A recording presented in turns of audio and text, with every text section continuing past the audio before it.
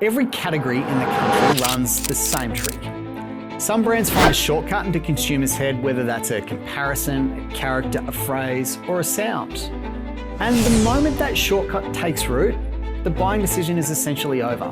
The rest is just delivery. Today, we feature 3 brands, 3 completely different bets on what shortcut works. And 1 Australian campaign that's been running for 20 years that didn't just win a category, it totally rewrote the category. I'm Jonathan Rolley, this is the Science of Advertising show, and today I have 2 special guests, both who I've worked with previously and I really adore their work. I have Andy from 2 Tractors and I have Mikey from Brand Music. Gents, welcome to the show. Good to be here. Great. Let's begin. The science of advertising.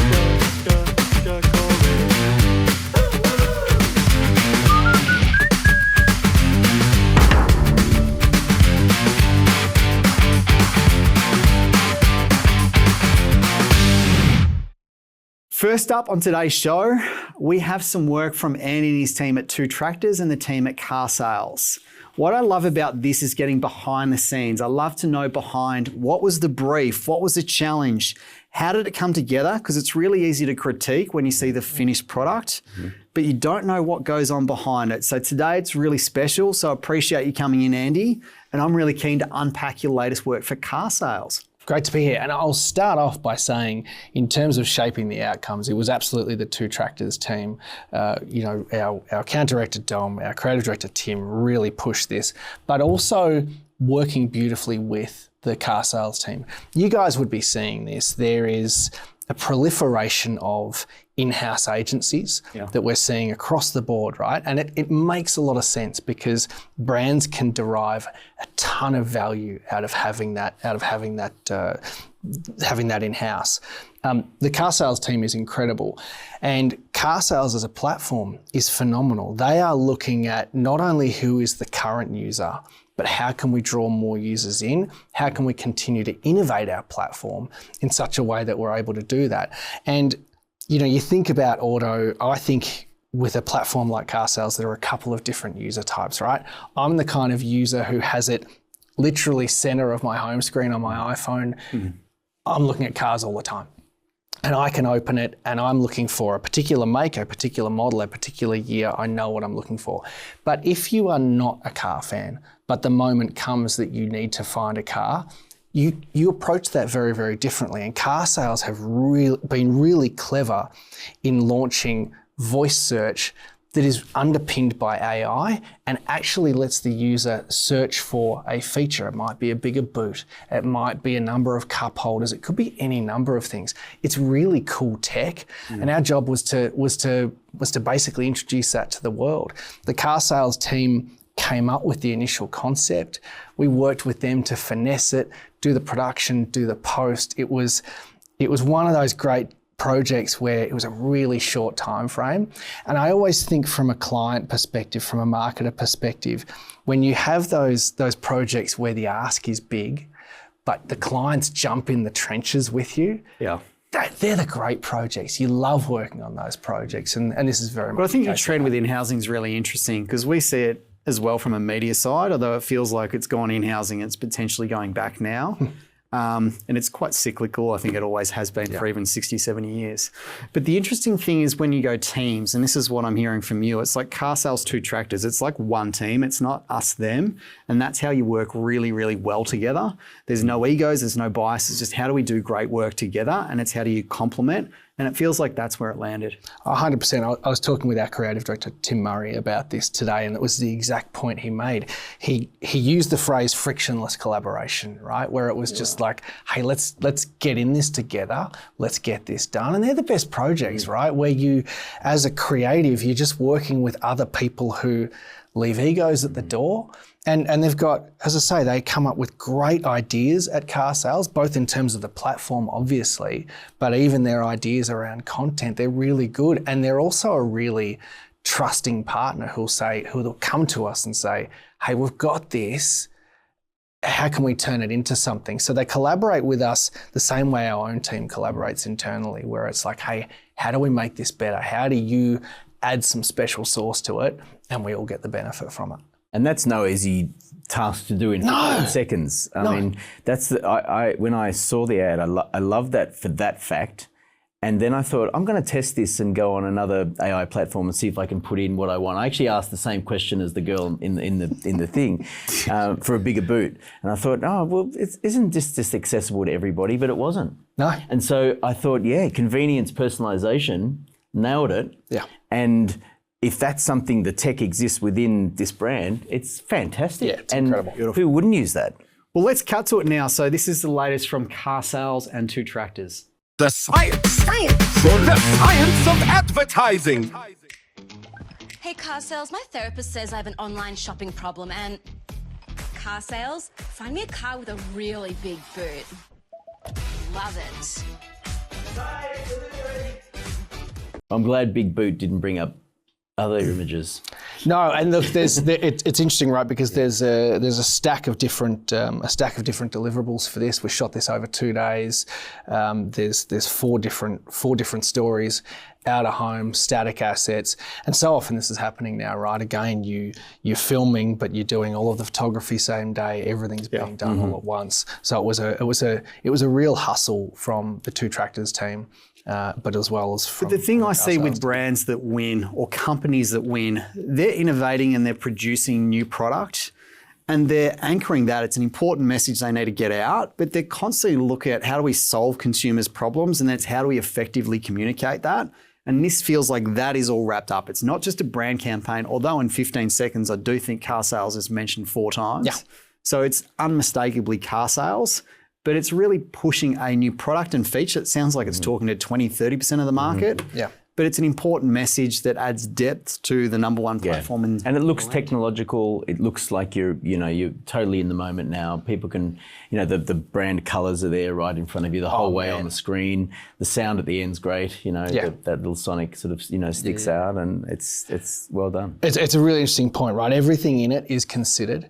And you always try and do that, and things like the brand colours. I'm glad you noticed that, because it does come through, and it would be very easy for car sales to make the assumption that we are the leader in our category and we can keep offering the thing that we're offering. But you need to always be thinking about what is next and how do I attract the next user to my platform, right? Because like I say, I'm a prolific user of car sales because I love cars. So I'm taken care of. I'm not the audience for this. The audience for this is the person who perhaps a car to them isn't something that they consider that often, but they're at this point in their life where I need to start making a decision. Where do I even start? Yeah. So what you're doing is you're positioning car sales not only as the tool that's going to help you do that, but there's a level of expertise that sits behind that tool, that underpins the tool, that says, hey, you need a car. Come to us because yes, they're all here, but we're also going to help you navigate that journey.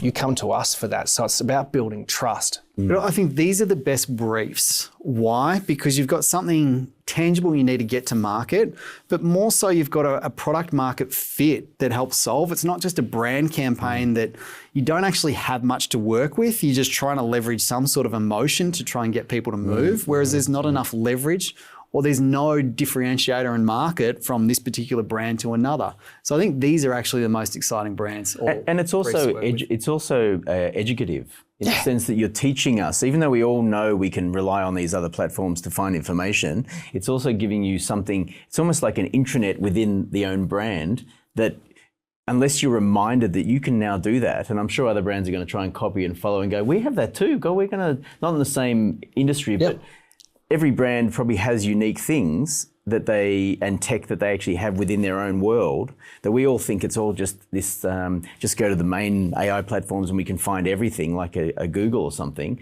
Whereas this is specific. Yeah. Car sales knows its customers and knows what it's looking for. It's got all the language model of its own to build.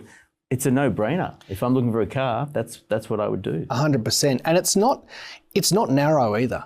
Right, it's not it's sedan, wagon, coupe, 2 doors, 4 doors. It goes into way more detail than that, because consumer behaviour is interesting, right? What people are looking for when it comes to buying a car, the specificity of what someone wants, particularly if they're not a car person, it might just be for them that they want the bigger boot, or they want Apple CarPlay, or they want multiple cup holders, to be able to just drill into that and go, okay, boom, and then I can add another filter and then another one and then another one. Yeah, let's Pretty just cool. hope Tinder doesn't have something like that. You'll hear people yelling out, I'm looking for I don't know, the big boot might come into that too. I think it's also like hijacking, like AI is everywhere, but not everyone is implementing it well or have a solution. So hijacking that.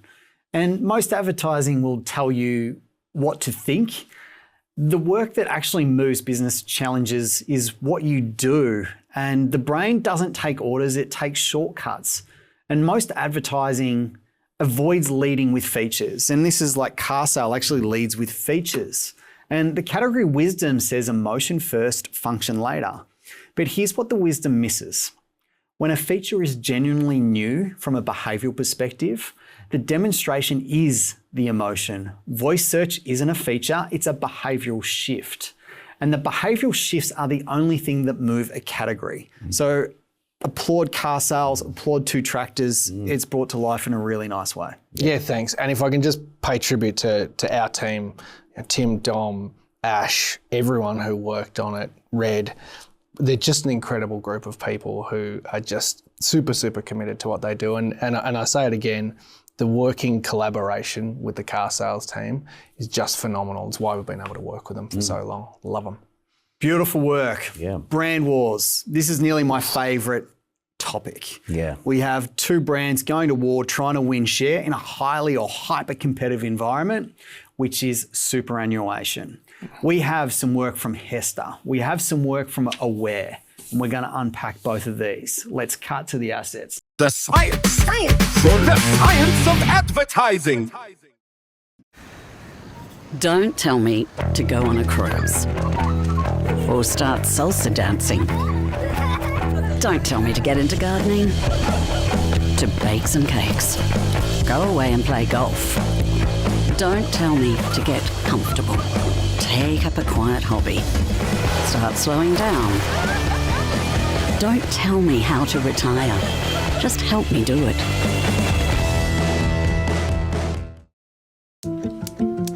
The working life. You wake up, you work, you get paid.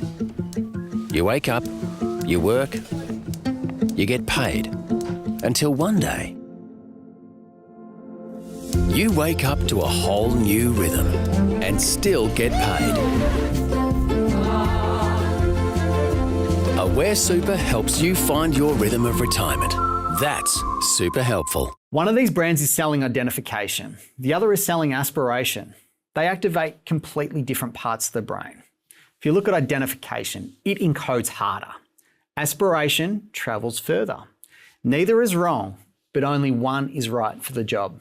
Mikey, who wins?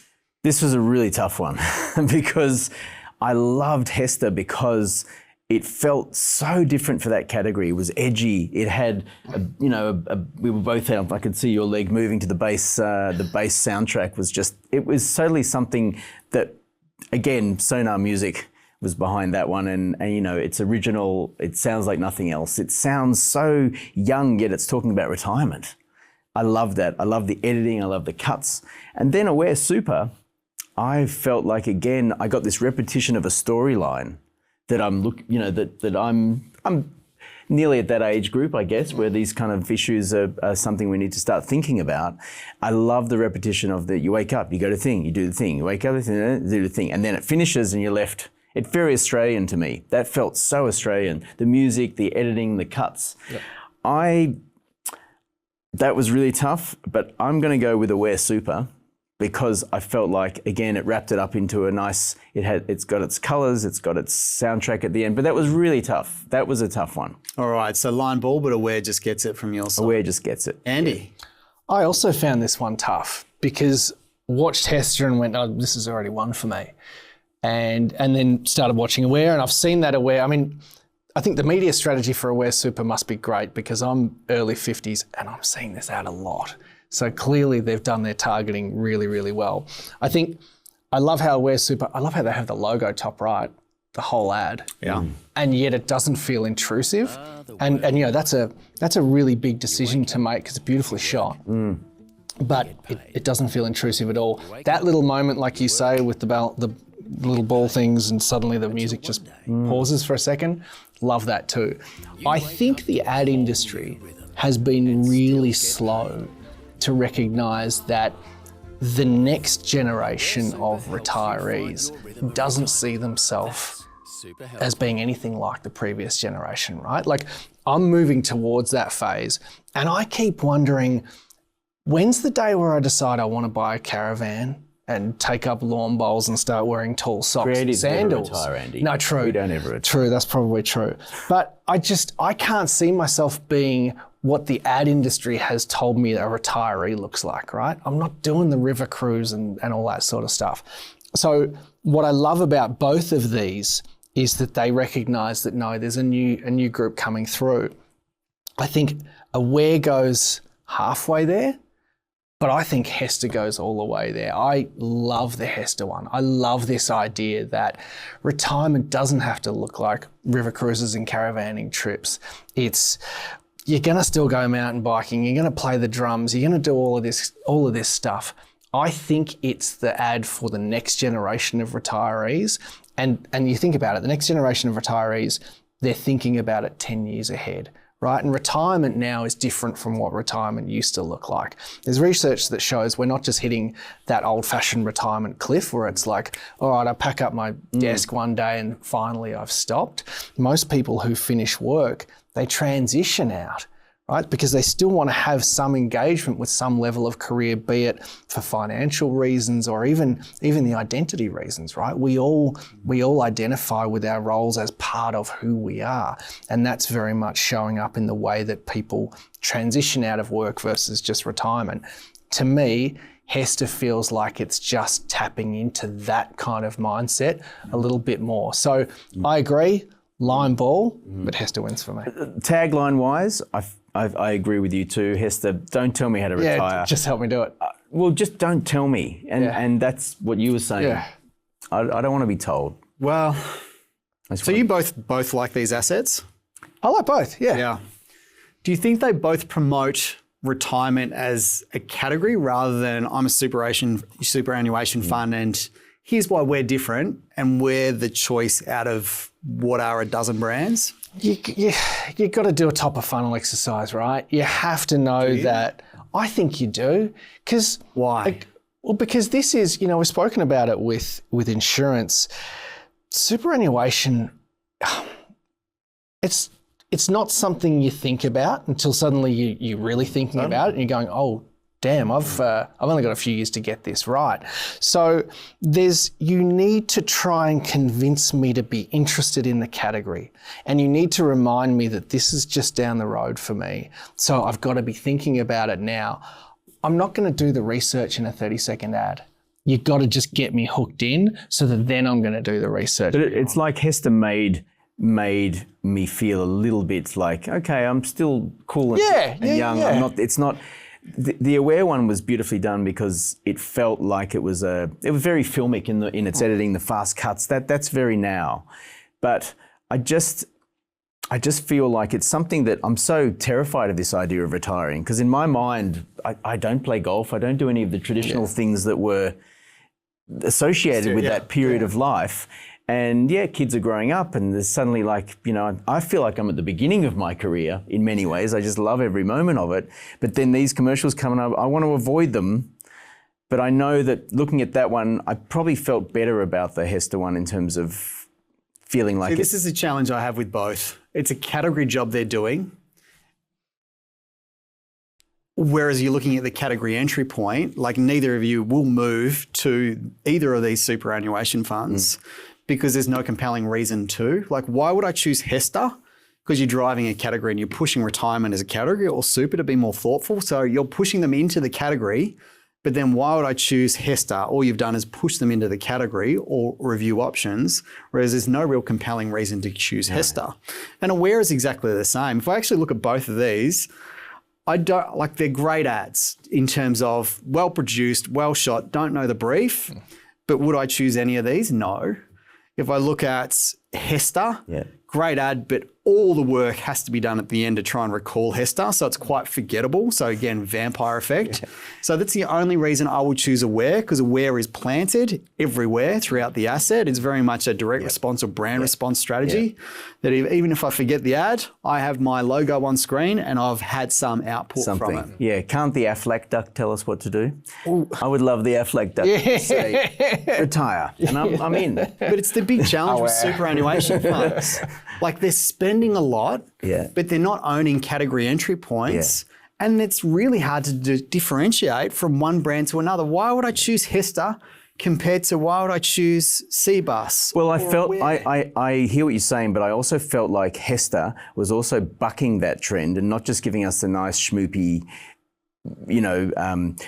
melancholy thoughts about life. It was actually saying, no, dye your hair green.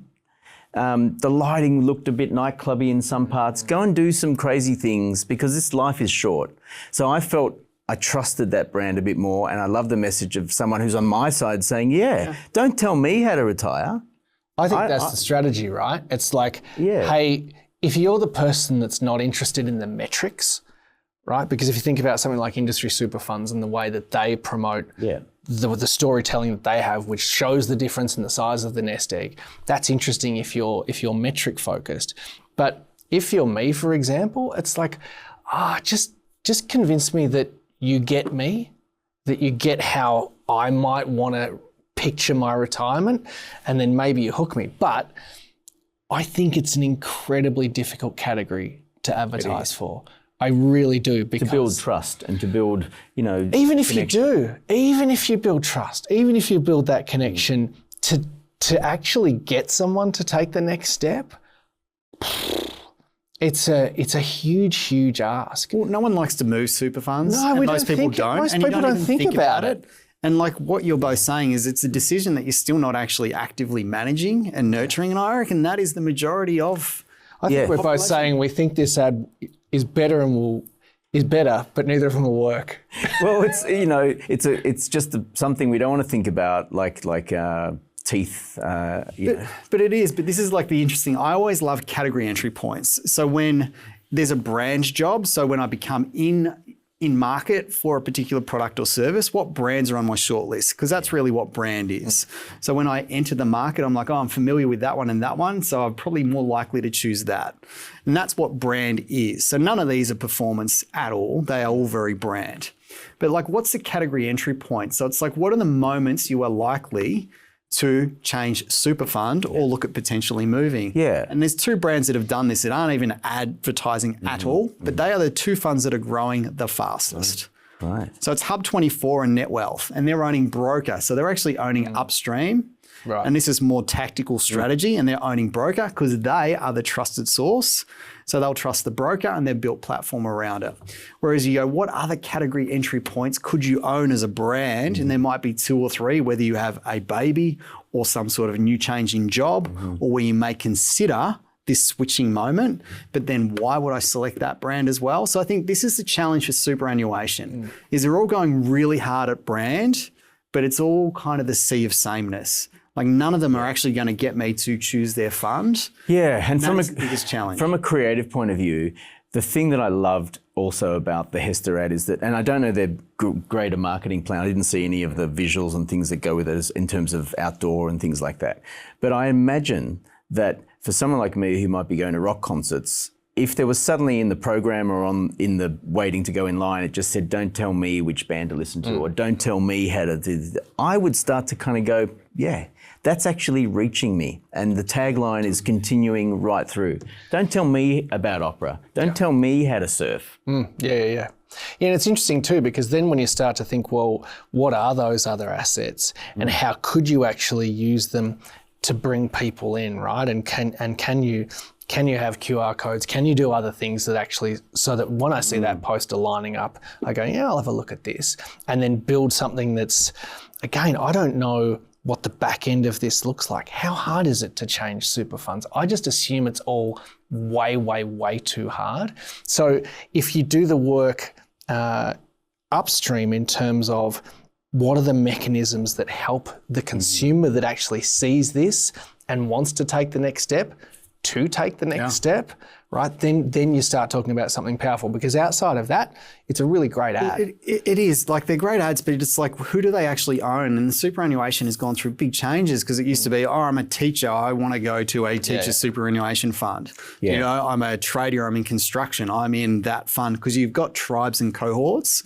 And this is really challenging now. So it's like, what tribe or cohort? Aware is number 3. The reason you've seen them everywhere is because their budget is phenomenally large.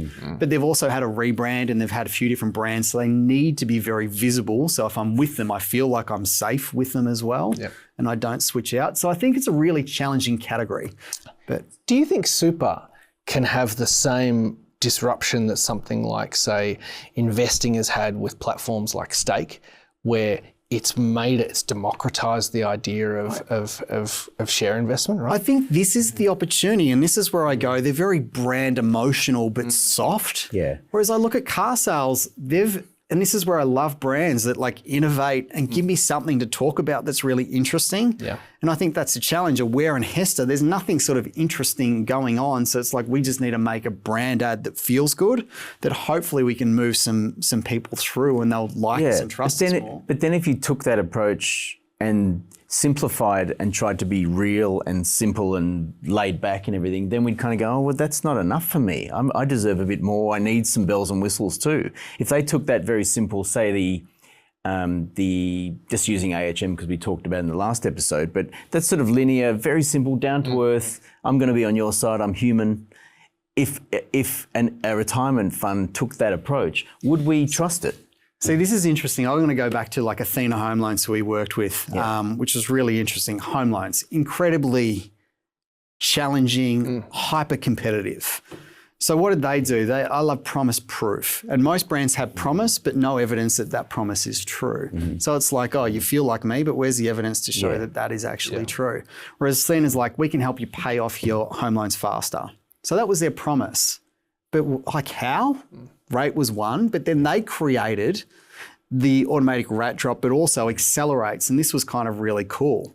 So the more you pay off your home loan, the lower you can actually drop your own rate by paying it off more. That was new to market, new product that no one else had. So it's like, we're going to help you pay off your home loan faster, better rates, but we've also got accelerates. The more you pay off, the lower the rate. You can actually drop your own rate. So there's something interesting to talk about that's not just promise, there's evidence that it's true. And that's kind of like the car sales work. Yeah. I wonder if Hesta could learn a little bit from the way we approach retail advertising, which is that typically you will do for a big retailer, a big brand execution, and it'll just be, let's say, 30-second BVOD TV. And what you do then is you turn that into retail donuts, right? So you'll have an element from the big brand execution, and then you'll combine that with the line and the price, let's call it the educational component of it. And I wonder if brands like Hesta and Aware could benefit from extending their campaigns in those sorts of ways, right? We talk a lot about this idea of shoot once, use many. So it's like, okay, we've shot all of the footage for Aware Super. We've got all that beautiful footage. We've got high levels of frequency in terms of our target market. So now where's the 15 where we see that person that's doing the yoga, and then we see her on the app, and this is how you join. This is the growth you can see. These are the reasons why, right? And I think that's partly your point, is that it's just a nice piece, but it needs some other things, I think, around it to give me the reason why. And I think this is the interesting thing with the category. I think if you look at super, it's financial, so it's incredibly highly governed, and no one wants to make a mistake. So there's no CMO out there that actually wants to be too bold, because if they're too bold, they get their knuckles wrapped and they're potentially out of a job. So you've got to play it safe. And this is where I think it's like good work, it's safe work, but it's not going to be this major delta that really pushes it forward. And also marketing 101, what's in it for me? What's in it for the consumer? And both of those, now thinking about it with a bit of space and listening to you both had beautiful imagery, both made me feel something. But again, as mercenary, as capitalist, as selfish as it sounds, when I retire, I want to know that everything's going to grow. I'd rather see something growing than to go, selfishly, I want that. It is. And one of my favourite principles is distinction biased or contrast. And this is if we go back to the archives and the GOAT files now. We're going to show one of the greatest ads of all time that is featured in not only universities, it's over in Harvard now as case studies of what effective advertising looks like. So we're going to look at industry super funds now from 25 years ago. The science. The science of advertising. Compare the pair. Same age, same income, same super contribution. The difference? His fund does not pay commissions to financial advisors. His does. His fees are lower. His fees higher. Industry super funds are run only to profit members. That's a lifetime of difference with an industry super fund. Comparisons show projected outcomes applying today's average fees of industry super funds and retail master trusts over 40 years. Differences in fees may change in the future, and this would alter the outcome. Australian Super, an industry super fund that anyone can join. After looking at that, gents, any additional thoughts? I mean, look, I remember those growing up before the word superannuation meant anything. I didn't even understand what that word meant, but I knew that should that time come, I want to always be the dude or the woman or the thing that went up the stairs and the price went up. That to me was a visual that became iconic, and if that brand still existed, I'm in. I think, and I was thinking about this as we were talking about Aware and Super, we have a big challenge in the advertising world, which is the notion of, as human beings, we're not really very good with delayed gratification, right? We are the now generation. We want everything now. And the difficulty, I think, with super is that it's about something that affects us down the track. So that's future me. Future me is not so worried about this right now. And what I think industry super did so well is, again, it's so straight, it's kind of boring in a way, but you can't help but watch the number. Yeah. And so the metric, we spoke about it before, right? You're like, oh, okay. Yeah, actually that makes a difference. Yeah. That genuinely makes a difference. So yeah, I think it's, in terms of reasons to consider, like we spoke about before, there's nothing cool in that ad. I don't care about it. It's not Hesta. It's not telling me I'm going to be riding a downhill mountain bike. But I'm like, but you're going to. Okay, future me might want the more money. We want to win. We all want to be on a winning team, and nothing shows winning other than standing up and one going down. And these are your mates that you went to uni with, and you know, all right, they made that decision, I made that, and there's always the guy who always did much better and made the right decision, and I wanted to be that guy, and I still see it and want to be that guy. Totally, and I think that if you look at memory and you look at comparison, nothing sits in isolation. Yeah. So one brand by itself, you're always comparing against the other brands that are in market as well. So it's like, Hesta, what do they really stand for? What does Aware really stand for? What does Cbus really stand for? Like, what do they own? And when I'm comparing the set, who do I want to be with? They've done this blatantly in front of you. So this is distinction bias. Jack, I'm not sure if you got it on the screen, but this is a formula that we love. So this is distinction bias. And there's two different parts to it. So it's got to be simple and believable. The big mistake people can make is their promise part is unbelievable and doesn't feel true. I have a version. And then you've got to have low versus high. This is your contrast. This is tall v short. This is your comparator. This is your formula for distinction bias. So they've done this in this ad, going here's A, here's B in front of you. Who do you want to be? And then visually, they've shown you that I rise, I have more cash, I want to be the smart version of me, which is this. Yep. But within the ad, they've actually got the proof points within it as well. It's like we've got lower fees, we're only for industry members. So it's got all the elements of moving someone both emotionally, but logically to a behavioural outcome. So this is where I love this. This is why the platform has worked for 20 plus years.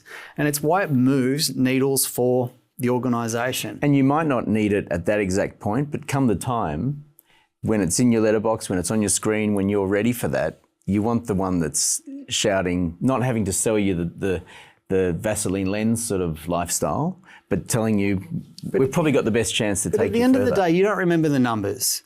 You just know one's high, one's lower. One's high, I'm seeing a number go up. It's an incredible thing. It's like we spoke about last time, right? With AHM, it's really simple, and in a way, it's funny because we talk a lot about category disruptors. In a way, the way they've done it is anti the category, right? Absolutely. Because everybody else And, you know, we've just both sat here and waxed lyrical about Aware Super and Hesta and how great their ads are. But everyone else is doing the kind of lifestyle play. Yeah. This is what life's going to look like when you're done. But actually, it's almost like industry saying, hey, forget the mountain biking or the lawn bowls or whatever it is you think you're going to be doing. It comes down to how much cash you're going to have. And you watch that counter and you're like, But that's why everyone's lifestyle and version of what retirement looks like. If you go down there trying to paint that picture for them, I actually think it's dangerous because you're segmenting people out all the way through. If you go, I don't care what you want to do when you're retired, you just got more money to do it. You can do all the don't tell me what to do because I got cash. Yeah. And you know, from a creative point of view, that's such a beautiful setup. And no wonder it's lasted because you're just standing in any scenario. It's two people talking. There's no voice. There's no, it's just Really simple. It's simple. And it even looks like it's shot on an iPhone. I love it. yeah, well, I think, I don't know if that's not a remake actually. But I think also the other thing is there's some tension in it. Yeah. Right. And from a storytelling perspective, what's one thing we always look for? It's tension. The reveal. How do you keep me watching? And as soon as you see that ticker rotating, you're hooked. You're like, where does this get to? And so it does. You just sit there. Yeah. Do I remember the numbers at the end of this? No, it doesn't matter. It was more than the other one. It was more than the other one. It That's was all more we than the want. other one. That's all we want. Do you ever see there's a great version of this where the two guys are standing on the street with a moving van and they're actually facing one another in a split screen, and then the camera does this incredible reveal? But there's a great moment in it because when they're facing each other on split screen, one of them puts his hand on the other one's shoulder, which is really cool. And then as the camera rotates around, they're standing like as far apart as you and I are. And it's like again. but they were in the edit. And there was a fascinating thing I saw with Hamish and Andy, and they had the CEO of Industry Super talking about this edit and saying how, we're in post, and we kind of went, it looks like he's got a 2 metre long arm. And they're like, we'll get away with it, it'll be all right. Then they got called out. Pretty funny. And look, most ads activate one cognitive mechanism. A great ad activates two. Compare the pair activates three at once every single time you see it. And that's not advertising, that's neurological engineering repeated across 20 years. So huge congrats to the team that built that ad. It was the disruptor of the industry. They had something different to say and they said it very differently. But in terms of principle, distinction bias is one of my favorite principles, whether it's PC Mac, whether it's Industry Super Fund. It's I want to compare. So when I'm in market and choosing, I know what the version I want to choose. So that's it for today. That's the Science of Advertising show. Thank you for tuning in. Until next time, I'm Jonathan Rolley. The science of advertising.